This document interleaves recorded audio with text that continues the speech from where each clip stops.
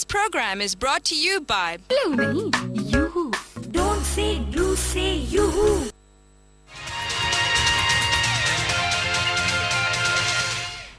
Welcome back to यूहू youth parliament. आज बहुत ही दिलचस्प सब्जेक्ट ईमन से मैं सवाल करना चाहूंगा कि शायरी का फायदा क्या है। ये सवाल मेरा था जो मुझे आपसे करना नहीं है। तो मैं आपसे कर रहा हूँ ना सवाल। शायरी का फायदा क्या है? बस इतने जबरदस्त। मुस्तफा अली का एक सवाल था, पहले हम वो लेते हैं, तब तक मैं ब्रेनस्टॉर्मिंग करती हूँ। जी मुस्तफा। मेरा ये सवाल हमेशा था, आज तो मौका मिला है तो मैं पूछ लेता हूँ आपसे। तो पाकिस्तान में सबसे ज़्यादा कौन सी बुक्स का रुझान है, कौन सी बुक्स सबसे ज़्यादा पढ़ी जाती है, किन बुक्स का ट्रैक है, और दुनिया में किन बुक्स का सबसे ज़्यादा ट्रैक है? अच्छा, किस टाइप की बुक सबसे ज़्यादा पढ़ी जाती है? मेरा ख्याल है फिक्शन सबसे ज़्यादा पढ़ी जाती है। और ये और क्यों? वो प्लेजर रीडिंग है, वो दिलचस्प होती है, आसानी से पढ़ ली जाती है। हाँ, एग्जाम्पल मसलन हैरी पॉटर भी फिक्शन है। हाँ हाँ, और उसमें वही इमेजिनेशन और वाली बात आ जाती है। हम जब छोटे थे तो जासूसी दुनिया बहुत पढ़ी जाती थी। अभी भी इब्ने सफ़ी मकबूल है, और जिनके इमरान डाइजेस्ट भी आते थे। इमरान डाइजेस्ट आते थे। जी अली रजा, आप बताएं क्या फायदा है शायरी का? देखिए, मेरा ख्याल ये है कि रिजवान डॉक्टर साहब हैं यहाँ पे मौजूद हैं, तो मेरी जसारत नहीं कि मैं शायरी का फ़ायदा बढ़ाऊँ, लेकिन अपना मेरा ख्याल ये है कि जब आप नसर की तरफ जाते हैं तो बहुत अल्फाज आपको चाहिए होते हैं कोई अपनी बात कहने के लिए, लेकिन शायरी ऐसी तहरीर है कि जिसके अंदर बहुत कम अल्फाज के अंदर आप अपनी बात को पूरा पहुँचा देते हैं, जामे तौर पर पहुँचा देते हैं। और शायरी जो है वो दिलों के ऊपर असर करती है। शायरी ये मुझे लगता है कि इसलिए शायरी का फ़ायदा ये है कि अगर कहीं पे आपने कन्वेंस करना हो, और जब हम डिबेट्स करते थे इसीलिए यंग आशिक जो है बहुत इस्तेमाल करते हैं, वो शायरी ज़रूर इस्तेमाल करते हैं, और आज भी मैसेज जी आप बताएं क्या क्या शायरी का क्या फ़ायदा है? देखिए, आप इजहार कौन कौन सा चाहते हैं? हाँ। आप फिक्र का इजहार चाहते हैं, आप एहसासात का इजहार चाहते हैं, आप डायमेंशंस चाहते हैं इजहार में, यानी बहुत लॉजिकल और बहुत फैला हुआ इजहार नहीं चाहते। शायरी में ये है कि वो बैक वक्त आपको फिक्र, आपके जहन को भी मुतासिर करती है, आपके एहसासात को भी मुतासिर करती है, और कम से कम अल्फाज में आप बड़ी सी बड़ी बात कह दी जाती है। और फिर उसके इतने डायमेंशंस खुलते हैं आप पर कि उसमें आप उसके मजे लेते हैं। क्या इस तरह भी कहा जा सकता है। एज ए प्रोफेशन कैसा है? अगर आप एक शायर हैं तो कभी ऐसा होता है? प्रोफेशन नहीं है। एज ए बिल्कुल प्रोफेशन नहीं है ना। That's exactly what I am saying. जब एक चीज को आप प्रोफेशन नहीं बना सकते तो सिर्फ दिलचस्पी के तहत आप उसमें कितना आगे जाएंगे? अब जिस तरह ये बड़ा इम्पोर्टेंट सवाल इनका नहीं है। आज यूथ ये सोच रहे हैं, बिल्कुल वो उस तरफ एक कदम भी उठाना नहीं चाहते कि जहाँ से वो इन फ्यूचर में कुछ पैसे नहीं कमा सकते। एंड आई डोंट थिंक इसमें कोई बुराई है। जितने हमारे बड़े शायर हैं इस मतलब मेरे सीनियर कंटेम्प्रेरी, मतलब फैज अहमद फैज, अब इस वक्त फैज अहमद फैज से तो इस शायद में बड़ा शायर नहीं है ना, शायर भी थे और प्रोफेशन कुछ और था। इसी तरह फराज साहब शायर भी थे, प्रोफेशन कुछ और था। कोई फुल टाइम शायर नहीं रहा है, अलबत्त मगर उनकी किताबों से आप नसर में देखें, मुश्ताक अहमद यूसुफी साहब हैं, बैंकर, और बैंकर भी किसके आलमी सतह के बहुत टॉप रैंक कर रहे हैं, हमेशा वो टॉप मैनेजमेंट में रहे, और वो इतनी खूबसूरत नसर लिखते हैं। और उनके और जिसने मुश्ताक अहमद यूसुफी को नहीं पढ़ा उसने, मैं समझता हूँ, जिंदगी में कुछ नहीं पढ़ा। और उनकी नसर को लोग इस तरह याद रखते हैं जैसे लोग शायरी याद रखते हैं। तो ये तो देखिए, लिटरेचर और आर्ट, आप कहते हैं ना फायदा, ये तो पूरी आपके दुनिया को खूबसूरत बनाने के लिए, इंसान को महज़ब बनाने के लिए। मैं नहीं कहती फायदा, तो ये सवाल उठते हैं जब आप किसी चीज में, कोई माशरा महज़ब कहला ही नहीं सकता। तो पूरे माशरे को इसका फायदा है। ईमन, आपका जो सवाल है ना, बुनियादी तौर पे सब चीज़ें पैसे कमाने के लिए नहीं होती, या सब चीज़ें प्रोफेशन या कैरियर बनाने के लिए नहीं होती। एक स्टडी में ये आया है कि आप अपनी, जब आप एक ग्रोन अप एज के अंदर आते हैं, कॉलेज लेवल पे आते हैं, तो आप 50% से ज़्यादा अपनी एजुकेशन को अगर दे रहे हैं तो बहुत बड़ा कमाल कर रहे हैं। तो इसका मतलब अगर आपने वो टाइम कहीं देना है, आपने टीवी देखना है, आपने मूवी देखनी है, आपने स्पोर्ट्स, आप सिर्फ तब कर सकती हैं जब आपको उससे दिलचस्पी हो, लगाव हो। क्योंकि इफ इट्स नॉट समथिंग जो आप जिससे लिविंग हासिल कर सकें, जिससे आप पैसे कमा सकें, तो वो सिर्फ वो लोग कर सकते हैं जिनको इससे शौक हो।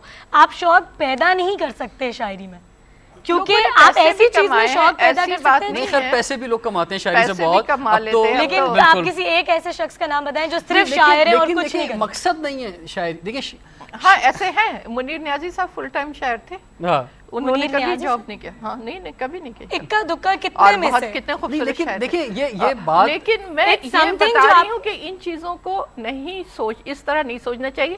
زندگی میں صرف پیسے ہی کمانا تو نہیں ہے زندگی. لیکن جو لوگوں کے پاس کھانے کو پیسے نہیں ہیں, جو آج کل ہماری اتنی غریبی ہوئی ہوئی ہے, وہ ایسی چیز میں انٹرسٹ ڈیولپ کریں تو ان کو کچھ تو نظر آئے. ایک منٹ دیکھیں, شاعری ایک ایسی چیز ہے کہ اگر زندگی میں کمانے کے لیے کچھ نہیں ہے, کھانے کو کچھ نہیں ہے, لیکن شاعری آپ کو زندگی دے جائے گی. آپ ایک شعر پڑھ کے جب گھر سے نکلیں گے تو آپ وہ کام کر سکتے ہیں جو آپ کسی اور کوئی وہ موٹیویشن آپ کو کہیں اور سے نہیں مل سکتی. یہ شاعری اس لیے ہے. خیر اب ہم آگے بڑھتے ہیں. ہم چاہیں گے کچھ شاعری آپ کی سنیں. کتاب پہ کوئی شعر آپ نے کہا ہے؟ کتاب پہ جی شعر تو کئی کہے ہوں گے, لیکن اس وقت مجھے 2 شعر یاد آ رہے. ایک تو آپ نوجوانوں کے یوتھ کے حوالے سے, یہ میں نے ایک غزل لکھی تھی بہت پہلے, اس کا ایک شعر تھا کہ دیکھو جنوں میں ان کے کھلونے نہ توڑنا, دیکھو جنوں میں ان کے کھلونے نہ توڑنا, تم کو رقم کریں گے یہ بچے کتاب میں, تم کو رقم کریں گے یہ بچے کتاب میں. اور ہر ایک بات کا الفاظ کیوں حوالہ بنے, سو اس کتاب کو بے انتصاب رہنے دو. تو یہ 2 شعر ہیں. اس کے علاوہ کوئی اور اپنی آپ کو شاعری سنانا چاہیں؟ یوتھ ہیں آپ تو میں اپنی بیٹی پہ جو میں نے نظم لکھی تھی, ہاں, اور وہ بھی میں نے کیسے لکھی تھی جب میری بیٹی چھوٹی تھی. تو سگنل پہ گاڑی رکتی تھی تو یہ نظم پڑھتی تھی کہ red light, what do you say? I say stop right away. Yellow light, what do you say? I say start right away. Green light, what do you say? I say go right away, Baba go.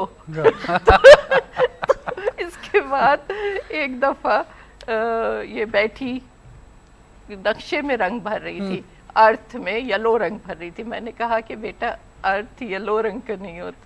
کہنے نہیں میں تو yellow ہی بھروں گی. تو میں نے کہا, پھر میں نے یہ نظم لکھی, میری بیٹی انگلی چھوڑ کے چلنا سیکھ گئی. آج کل تو ماشاءاللہ بیٹیاں سب اتنی کانفیڈنٹ پیدا ہو رہی ہیں, اور ہمارے زمانے میں تو لڑکیوں کا یہ تصور ہی نہیں ہوتا تھا کہ وہ انڈیپینڈنٹ ہو. وہ ہمیشہ انہیں کہا جاتا تھا سر جھکا کے چلو, انگلی پکڑ کے چلو. لیکن میں وہ ماں ہوں جو اپنی بیٹی کو آگے بڑھتے دیکھ کر خوش ہوئی. تو میں نے لکھا کہ میری بیٹی انگلی چھوڑ کے چلنا سیکھ گئی.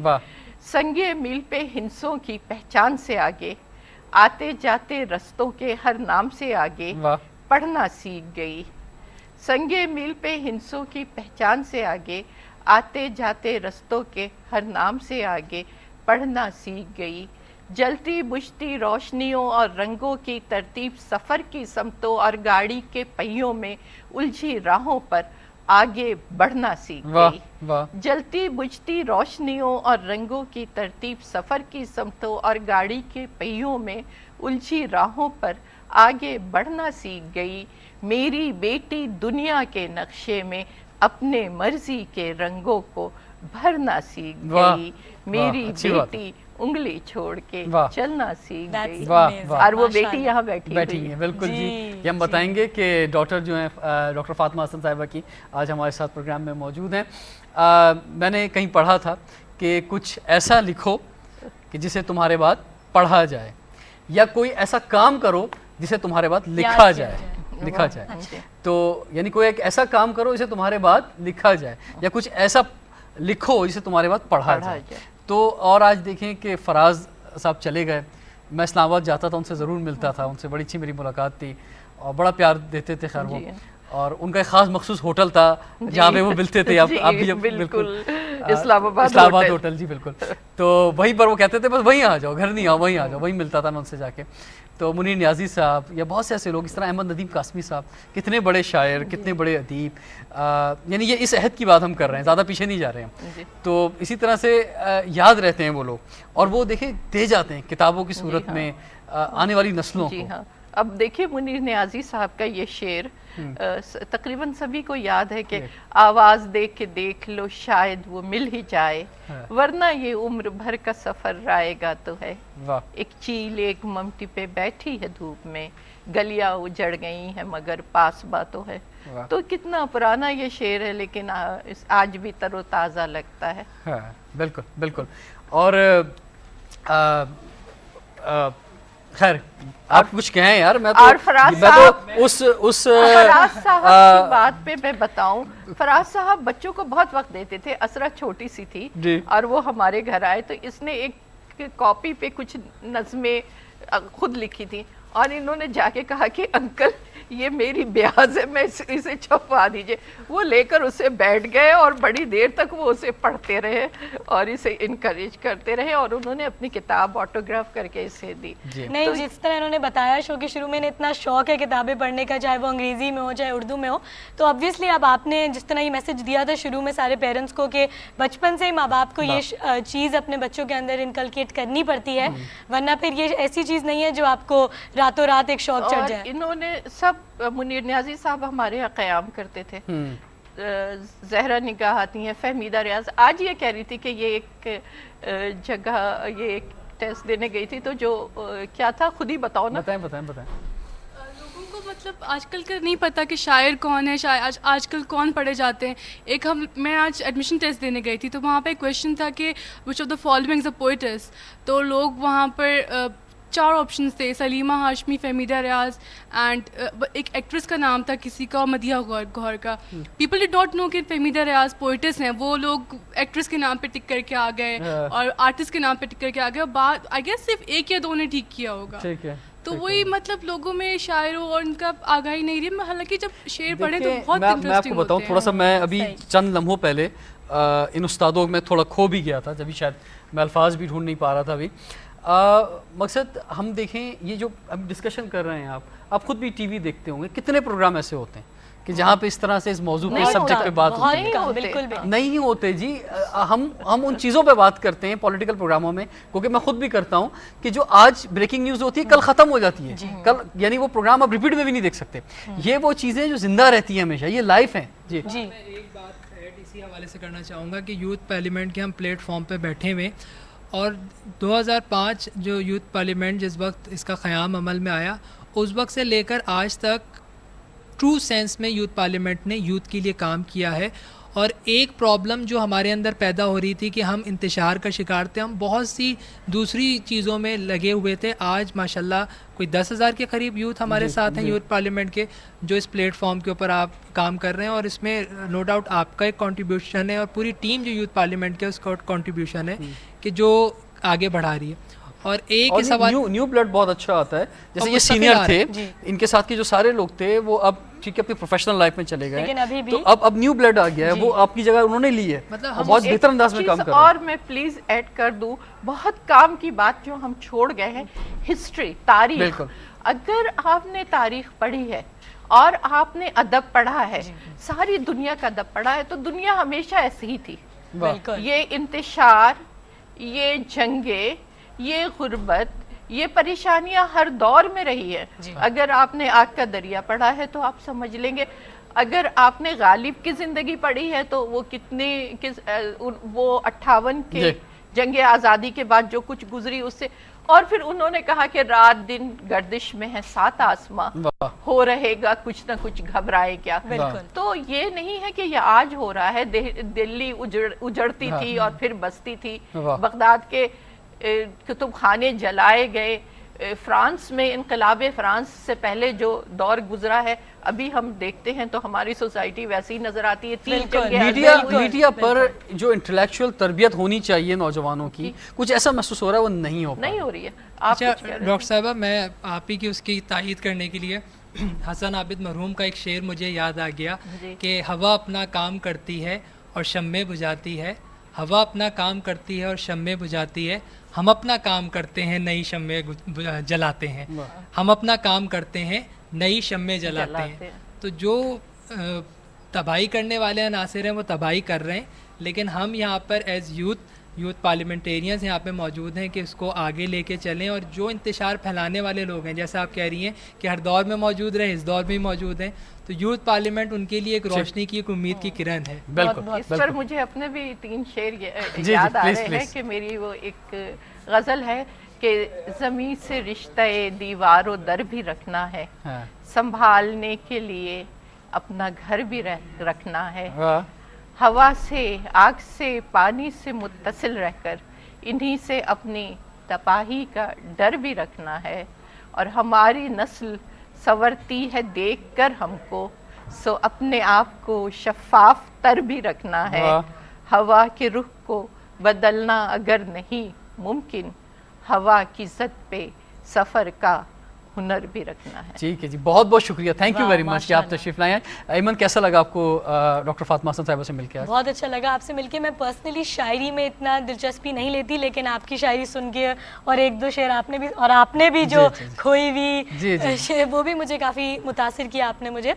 लेकिन बुक से दिलचस्पी रखती हूँ, इसलिए बहुत मज़ा आया आपको। Thank you so much. आप तीनों नौजवानों को भी बहुत बहुत शुक्रिया। मैं बताना चाहूँगा व्यूवर्स को, ख़ास तौर पे यूथ पार्लियामेंट के मेंबर्स को, कि इस साल 14 अगस्त पे कराची आर्ट्स काउंसिल में यूथ पार्लियामेंट का 7th एनिवर्सरी का प्रोग्राम हो रहा है youth affair department government of Sindh के साथ मिलकर। उसमें हमने एक स्पीच कॉन्टेस्ट भी रखा है और इस दफ़ा हमने मौजू दिया है जाग रहा है नौजवान, जाग रहा है पाकिस्तान। क्योंकि बहुत ज़्यादा मायूसी इस वक्त फैल गई है। हम चाहते हैं कि इस 14 अगस्त पर कुछ रोशन दिए, या जिस तरह उन्होंने कहा कि एक शमा जलाने की हम बात करें। एंड एमन, आप कर दीजिए। खुदा हाफिज़। Thank you so much for coming everyone, we had an amazing show. कल भी आपको हमें देखना है 5 to 6 same channel. We'll be back tomorrow. Now it's time to से बाय बाय। अल्लाह हाफिज़।